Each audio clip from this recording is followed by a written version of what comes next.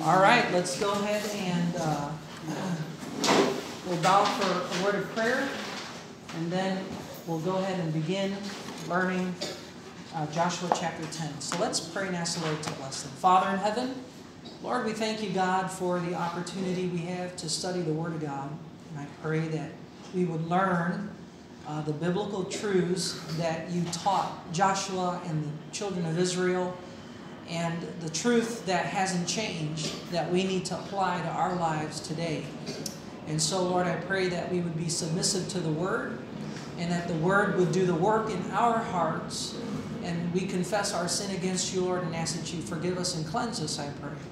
And then, Lord, preserve us, Lord, and protect us through the Word against apostasy today. We pray, Lord, in Jesus' name. Amen. Amen. All right, so the book of Joshua is the sixth book, ika-anim na aklat ng Bible. Sixth book in the Bible. Who wrote the first 5 books? Moses. Anong ibig sabihin ng pangalang Moses? Drawn out from the river. Yes, drawn out from the river. Correct. Ngayon, after Moses died, who took over? And the word Joshua means? Savior. Savior. That's right, Savior. So, God gave a plan to Abraham, and He gave him a promise, 2 promises. He gave him a promise of seed from Genesis chapter 3, verse 15. Yung seed promise, sino yung seed promise na yun? That's Jesus Christ, the coming Messiah, ang parating na Messiah. Tapos, nagbigay din siya ng promise ng land kay Abraham. Kaya Joshua is so important kasi si Joshua ang namuno pagkatapos ni Moses na sasakupin na nila yung land na ibinigay ng Diyos kay Abraham 400 plus years ago. And now, Joshua is implementing the conquering of the land. So important na yung land na ito. Is the land still available today? Nandito pa ba sa mundo yung land? Okay. Saan yung land ngayon? Sa Israel. Okay, so just so you know, pagbalik ni Jesus Christ, mag-ahari siya sa buong daigdig. Saan niya itataguyod yung kaharian niya? Sa Israel. Kaya kung meron kayong chance na bumisita sa Israel, that would be a very good, You're so lucky. right? That would be a wonderful place to visit. And even ngayon, nagigera, pero hindi naman masama ang gera ngayon. In fact, Lord willing, in the future, magkaroon na sila ng peace treaty, mag-ceasefire na sila, mabubuksan na naman ng tourism, and it would be wonderful to visit the land of Israel. Para makita natin, hindi na sa blue geography book, makita na talaga natin yung geography and lay ng land ng Israel. Well, kung hindi mo naman maaabot ang Israel ngayon, don't worry. Pagbalik ni Jesus Christ, lahat ng mga born-again saved ay maghahari, katabi natin si Jesus Christ. We will rule and reign with Him. Amen. And so we will see Israel one way or the other. So, all right. So anyway, we are now in Joshua chapter 10. And Joshua chapter 10. So don't forget yung Joshua strategy. Divide and conquer. And I have extra notes here. Anybody else need a note? This is the same note last Sunday. Hindi natin natapos. We were not able to finish because I sort of parked on verse number 13. So naalala natin, ginamit ng Diyos yung dalawang natural tools sa warfare. God used the hailstones. Anong hail sa Tagalog? Meron bang hailstone sa Tagalog? Wala, no? Yellow. Umuulan ng yelo na parang bato. Matigas na yelo. It's happened to Saudi Arabia. Yes. Nag-rain siya. Ng hail. Yes. Nangyayari din sa Saudi Arabia. Nangyayari din sa USA. Yes. So, pero nangyari na ba sa Pinas? My skin is very pain. Natamaan ka rin? Yeah. Yes. Sabi siya, oh my God, what is this? Yes. Pain. Like stone. Oh, talaga. Kasi parang yellow talaga Yeah, yan. that's yellow yan. Dahil sa atmosphere. Okay. And so, yun. Anyway, so the Lord used hail. And then what's the next tool in the nature that God used? The sun. The sun stood still, sabi ng Bible. So again, yung orientation ng scriptures ay geocentric. Hindi heliocentric, gaya ng mga tinuturo ngayon ng mga scientists. So mind you, let me remind you, the Bible teaches creationism. Hindi evolution. So yung mga nagtuturo ng evolution, I remember nung high school ako, tinuruan kami ng evolutionary theory. By the way, both creationism and evolution, they both require faith. One is more plausible and believable than the other. Okay? So, kailangan mo talaga ng faith. Kasi wala ka namang, hindi mo ma-evaluate yan. You cannot empirically evaluate creationism and evolution. There is no macroevolution going on right now. Wala naman. And in fact, kung ang evolution model ang susundan natin, dapat nag-improve na ang tao. That we should have superhuman abilities. Ang abilities ba natin, pagaling ng pagaling o palala ng palala? Hello? Kung may rheuma ka ngayon, hulaan mo anong mangyayari sa'yo in the future. Mag-i-evolve ka? No. So, it takes faith to believe creationism. It also takes faith to believe evolution. And I submit to any thinking person, any intelligent person, na yung faith na required ng Bible ay mas plausible kaysa sa faith na rin-require ng false science, falsely so-called. So the same scientists who told us that we came from monkeys and the earth is billions of years are the same scientists that says, well, the model in the space, outer space, is the sun is the center of the universe. And the earth is only the third from the sun, and we all rotate around the sun. Yan ang model ng evolutionist. So sa creation ba, sa Bible, meron ba tayong cosmology? Meron bang cosmology ang Bible? Well, sa verse 13, and the sun stood still, and the moon stayed. Who's moving? Sun or earth? Sun. Sun. And God made the suns to stand still. Kaya na-extend yung araw.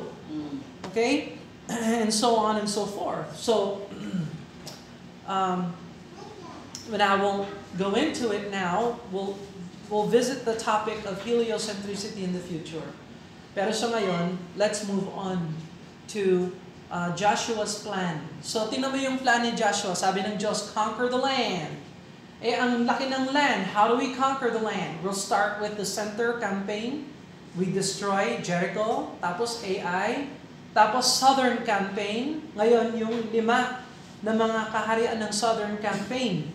So, this is what chapter 10 is about, the southern campaign. Chapter 11, next Sunday, Lord willing, we're going to talk about the northern campaign. Yung pagdaig ng mga sityo na nasa Hilaga, the northern campaign. And divide and conquer ang plan ni Joshua. So, biblical model kung paano mo ma-accomplish ang isang bagay na napakalaki sa iyong buhay. How do you accomplish something massive? Well, divide and conquer. Unahin ko muna ito, pangalawa ito, pangatlo ito. Yan ang plan ng Panginoon. So, I don't know kung ano yung layunin ng Diyos para sa buhay mo, pero huwag kang matakot sa plan ng Panginoon. No? Hindi naman rene-review ng Diyos lahat kaagad. Binibigyan niya tayo ng time and space para gampanan natin yung dapat natin gawin sa kasalukuyan, at yung hinaharap, aayusin niya ng Diyos kung aayusin natin yung kasalukuyan natin. We divide and conquer. Amen? Amen. Okay, so divide and conquer. It's a divine plan, Joshua's plan. All right, so let's go on to verse number 14. And there was no day like that before it or after it, that the Lord hearkened unto the voice of man, for the Lord fought for Israel. So as Israel is fighting, who is fighting for Israel? The Lord is fighting for Israel. So tingnan natin to. Let us be reminded na sa buhay Kristiyano, lahat tayo ay may dapat gampanan para sa Panginoon. Pero habang ginagawa natin ang layunin ng Diyos, ang Diyos ang kumikilos sa background. God is fighting for us. Amen? Amen. So, we just need to be reminded. Ganun din itong Joshua chapter 10 is a reminder. And Joshua constantly reminds people, trust in the Lord, obey His word. And then God will do His part. So, Joshua, verse 15, and Joshua returned and all Israel with him unto the camp to Gilgal. And these 5 kings fled and hid themselves in a cave at Makkedah. So, in your blue, sa inyong blue geography book, Bible geography book, yung pinaka-last map, makikita natin, the last map. Ito ang mga southern kingdoms. So, makikita mo yung Dead Sea, makikita mo yung Gilgal, Dead Sea and Gilgal. Okay? Sa taas yung Gilgal, Jericho. And, ayan ang Makkedah. Ayan o. Right there. You see that? Makkedah. Nasa Yes. Is it? Yes. Okay. So there's a cave there na kung saan yung 5 kings ay nagtago. It's a rocky place. Mabato. Mabato ang Makkedah. But now down is flattened, but the up is mabato. Mabato pa. And the black stone is there. Oo. Yes, there's a black stone. So, possible talaga na may mga cave doon. Yeah. Yes. Nung last bagyo natin, merong mga 150 na families na nagtago sa cave sa probinsya. Sa Catanduanes ba yun? Ang tinamaan ng storm. Di ba yung mga mall, nakabukas yung mga mall, pwede mag-stay doon yung mga tao sa mall. Yung iba sa mga basketball court. Yung iba, nagtago sa cave. So tingnan mo talaga, protection talaga ang cave. The cleft of the rock. Talagang, that's a place of safety. So, verse 17, and it was told Joshua saying, the 5 kings are found. By the way, were you at Makkedah? Nandito ka sa Makkedah? Yeah. So itong map na ito, accurate? Yes, Makka now is big. Mas malaki na yun Mas kesa malaki noon. na yun. Then the other side na sinasabi ni Tess, Medina. Oo. Medina Church, dun sa may natawag na, yung sign na Oh, sa Sinai Peninsula. Yes, Ito naman yun. yes. Yes. Sa baba, yun yung black stone na parang sulog. Na may mga tao doon na tinapon niya yung 10 commandments na ayaw sumunod sa kanya. Yes. Nakita mo There yun? is, yes. Did you see that place? I saw Sinai? that place, yes, but not, I cannot enter. Oo. Pero nakita mo yung Sinai. Sinai, yes, I've been there, but not, I can go. So, kung baga, the book of Joshua is a receipt. Resibo ito. Ibig sabihin, kung hindi mo tatanggapin yung sinasabi natin na yung lupa para sa Israel, eto ang resibo. You can visit Makkedah. You can visit Gilgal. You can visit Jericho. You can visit Sinai. You can visit and see where God is literally saying, this is what happened, here's the place. And so, less faith, we can actually see these places. And I'm telling you right now, walang book na katulad ng Bible. Na yung geography ay nandyan, yung prophecy ay nandun. Walang book sa buong daigdig, walang book of prophecy. May mga holy books ang tao, halimbawa, the Quran or the Mishnah ng Hindu. May mga holy books ang lahat. Ang wala sa kanilang holy books, prophecy. Halimbawa, Daniel chapter 11. Did you know there's 135 prophecies in Daniel chapter 11 about the Grecian Empire? Kaya pala ayaw ng tao sa book of Daniel. Kasi, how did Daniel live 200 years before the Grecian Empire came and he saw the decline of the Grecian Empire and the rise of the Roman Empire? Paano nangyari yon? Kasi yung Diyos ni Daniel, ang nagbigay kay Daniel ng wisdom. Hindi nanggaling kay Daniel yon. And this here, victory did not come from Joshua. It was the Lord who fought for Israel. So verse 17, and it was told Joshua, saying, the 5 kings are found hid in the cave of Makkedah.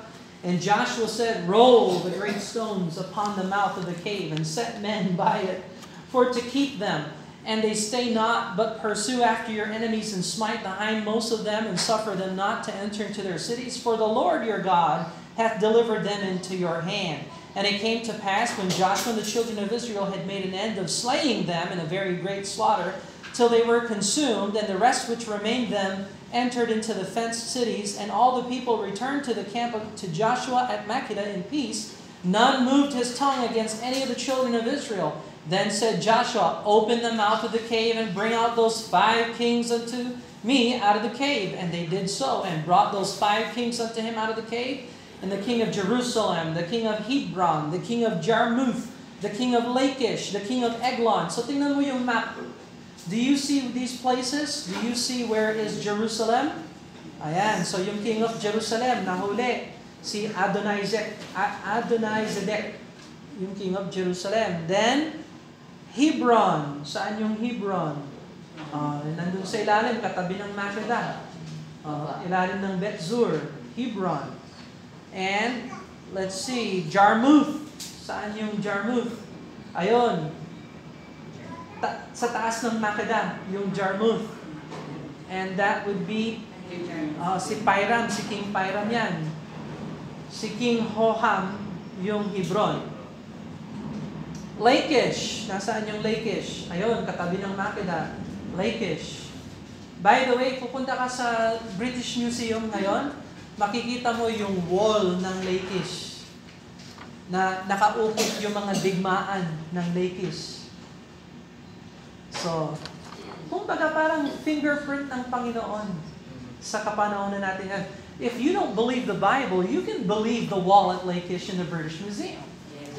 You see? Or you can visit the cave of Makkedah today.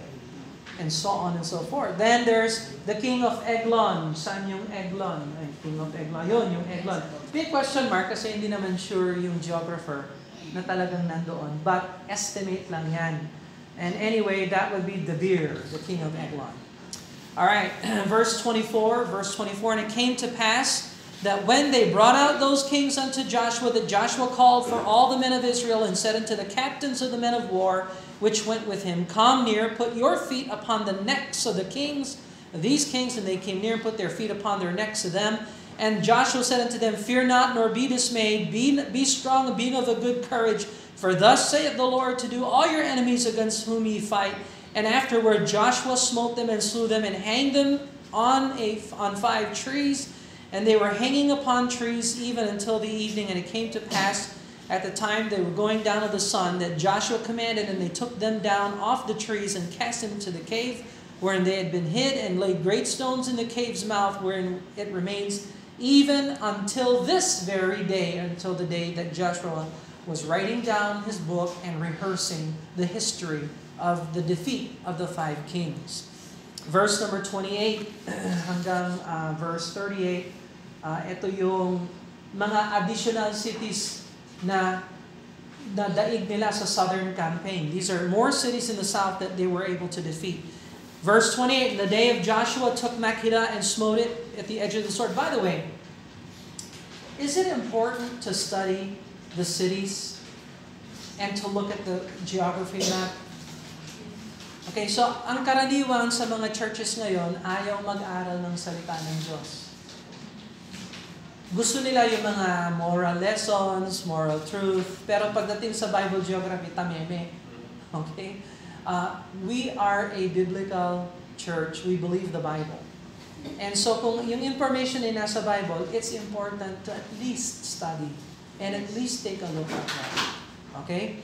So, we're interested in this. And Joshua took Makkedah and smote it with the edge of the sword, and the king thereof, he utterly destroyed them, and all the souls that were therein, And he let none remain, and he did to the king of Makkedah as he did unto the king of Jericho. Then Joshua passed from Makkedah, and Israel with him into Libnah. So nasaan ang Libnah sa map?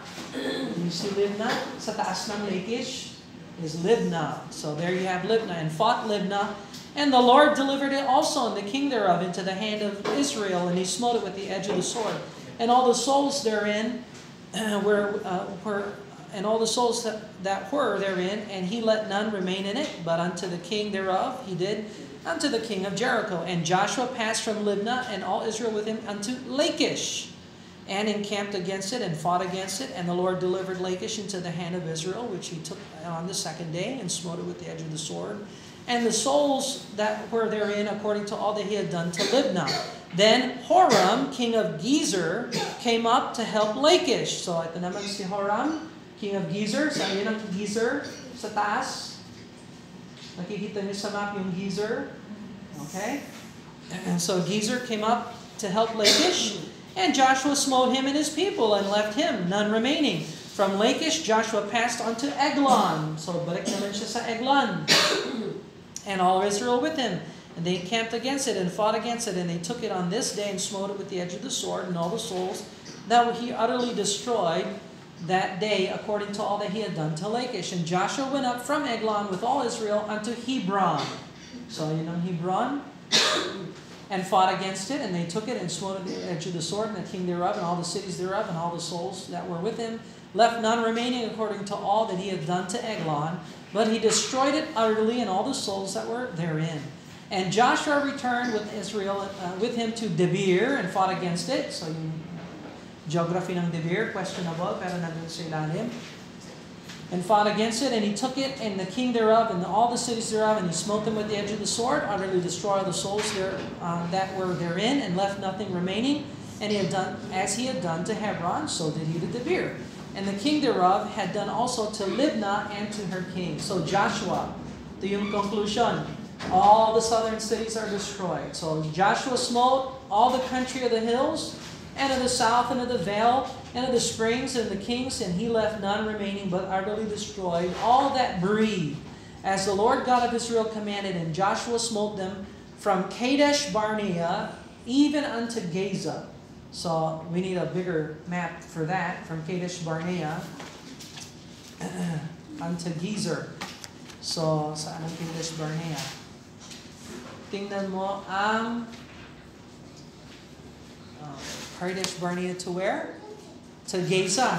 So, tingnan mo ang first map. Look at the first map. Yung pinakaunang map. Naalala niyo yung Exodus journey? Ayun sa gitna yung Kadesh Barnea. Do you see Kadesh Barnea? Nasa gitna siya. Pinakaunang map. Tapos, magmula dito hanggang Gaza. Do you see where Gaza is? Hanggang ngayon, nandiyan pa rin yung Gaza. In fact, yung war ngayon, Gaza. Alright? Sino yung sumakop sa Gaza? Hamas. So, ginagamit ng Hamas yung Gaza. Pang act of terrorism noong last October. Okay? So, ngayon, nagigera ngayon. Kasi nagre-respond ang Israel. Pero, Gaza to Kadesh Barnea. Ayan, sinakop yan ni Joshua. So, we're seeing these things in the map. And it's very, very helpful when you're reading the book of Joshua to have an atlas para makita mo talaga yung places na ito. So God is confirming to us through geography how He is conquering. Central campaign, southern campaign. So chapter 11 will be the northern campaign. Verse 42. And all these kings and their land did Joshua take at one time, because the Lord God of Israel fought for Israel. And Joshua returned, and all Israel with him unto the camp of Gilgal. I mean, how else can you explain one kingdom, the kingdom of Israel, attacking the central and the southern kings? Iba, 5 kings natalo nila. How can that happen? Well, the Lord God of Israel fought for Israel. And Joshua returned, and all Israel with him unto the camp to Gilgal. So ngayon, balik na naman sila sa Gilgal. Kung yung unang place na kung saan nilagay ni Joshua yung mga sundalo, nung nag-cross sila ng Jordan River. Okay, so we will look at these things. So, question, tayo naman bilang Kristiyano, ano yung mga biblical truths na pwede nating i-apply sa story ni Joshua dito? Question, ilan ang enemies ng mga Kristiyano? How many enemies does a Christian have? Si Joshua had 5 dito sa chapter 10. Tayong mga Kristiyano, ilan yung enemies natin? Ha?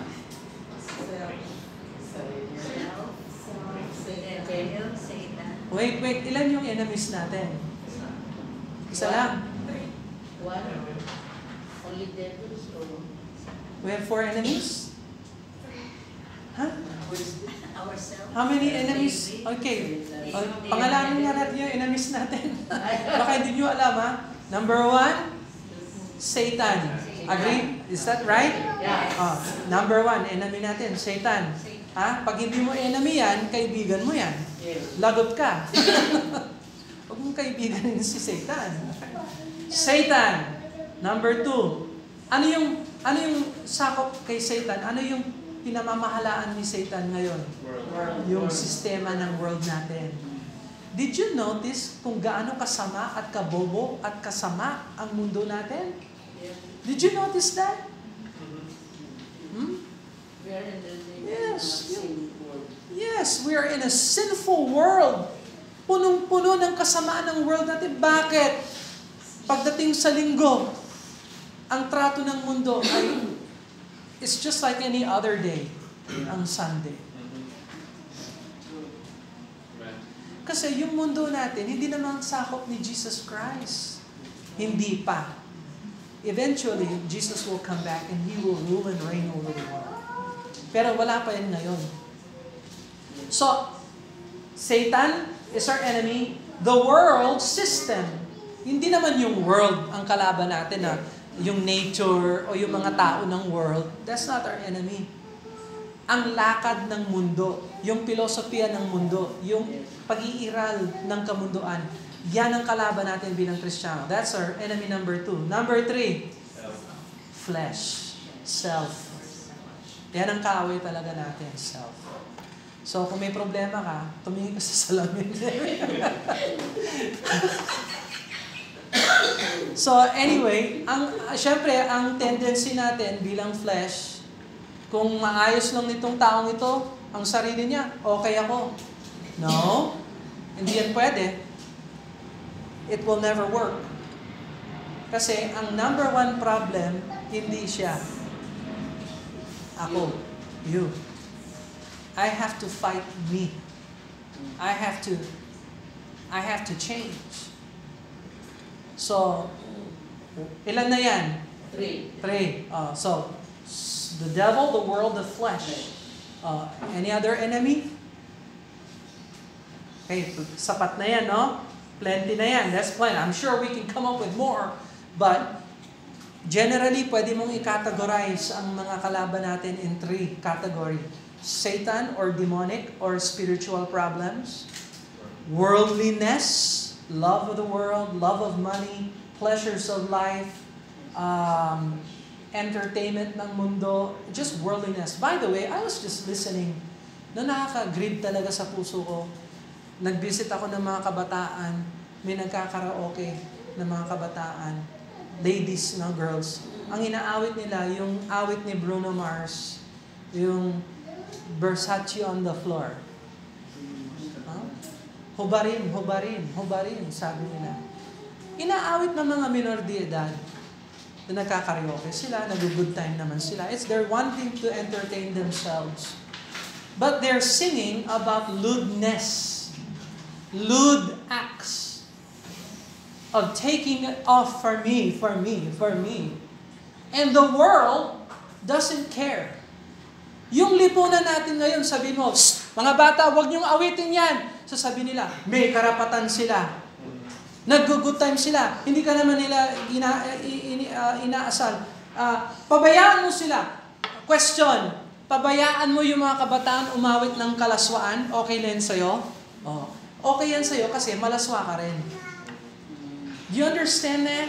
The world system is concerned to preserve the world system. Ngayon, if you're going to confront the worldliness, ikaw pa ang masama. Ay, anong gusto mong turuan sa kanila? Maghubad sila o magdamit ng maayos? Di yun na lang dapat ang inawit nila. Magdamit! Kalokohan. It's the dumbest thing on earth, and it is sin, and it is worldliness. I experience this. Kaya nga hindi ako tatakbo for public office. Kasi ang problema ng tao, yung kanyang puso. Walang law ang makakatuwid sa puso ng tao. Maliban lang yung law ng Panginoon. Amen. Kaya I'm a preacher. That's why I'm a preacher. Because the only one who could change the heart is the Lord Jesus Christ. And we just need to proclaim and teach and preach the Lord Jesus Christ. Pero nakakaawa talaga yung mundo natin. Palubog itong mundo natin. Papunta talaga ito sa impyerno. It's true. And that's one of our enemies is the world system. Ngayon, sasabihin natin, huwag niyong awitin yan. May karapatan sila. Ipagbabawal mo ba yung freedom ng kanilang speech? Meron ba tayong freedom of speech o wala? Meron. Gusto mong tanggalin yung freedom of speech? O gusto mong panatilihin na lang? Panatilihin. Para yung ebanghelyo, wala rin magbabawal doon. So, it has to be fair. Unfortunately, yung morals nila, pabulok. And so you see, this is the problem sa society natin. Anyway, pangatlo, yung flesh, the self. Yan ang flesh. Yan ang problem natin.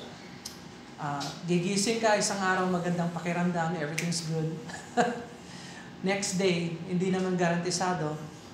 May sakit sa ulo, ngipin, may sakit sa likod, may sakit sa tenga, may sakit sa tuhod, and so on and so forth. Yung self ba natin nag-i-improve? Sorry, we're not improving self. Okay? So anong matutunan na natin dito? May enemies ba tayo? Yes. Na-conquer ba ni Joshua yung mga enemies niya? Yung Christian ba, pwede niyang ma-conquer yung mga enemies niya? Yes. So may hope tayo. We can conquer the devil and all the spiritual forces. We can conquer the world. We can conquer ourselves. But it will not happen in the power or energy of the flesh. We need something better. We need the Lord. We need the Lord to fight for us. So sabi ng Bible, submit yourself therefore unto God. Resist the devil and he will flee from you. Ang problema natin, marunong tayo mag-resist sa devil, pero hindi tayo marunong mag-submit kay God. And so, paano mare-resist yung devil, para umalis yung devil, hindi ka nagsasubmit kay God?